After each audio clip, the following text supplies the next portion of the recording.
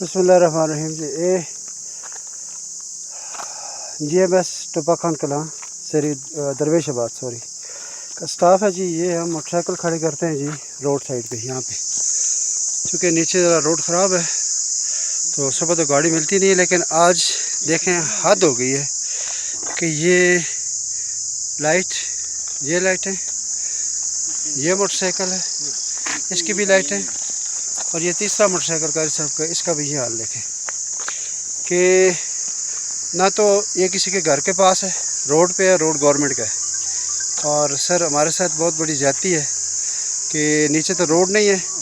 तो मैं रिक्वेस्ट करूँगा नज़ीर अब्बासी साहब, आप भी देख लें, बेशक ये तरबियत है, ये इस इलाके में टीचर की इज़्ज़त है कि जनाब हम मोटरसाइकिल यहाँ पर सिर्फ आर्जी तौर पर खड़ा करते हैं कि स्कूल में चले जाएँ, और वापस आके ये हालात हैं, ये देख लें।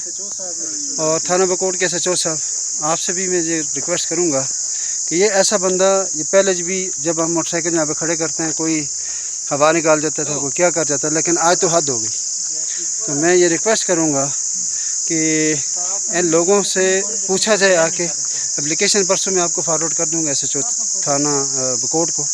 तो प्लीज़ मेहरबानी करें हमारे साथ, ये बहुत बड़ा जुल्म है हमारे साथ, ज़्यादती है।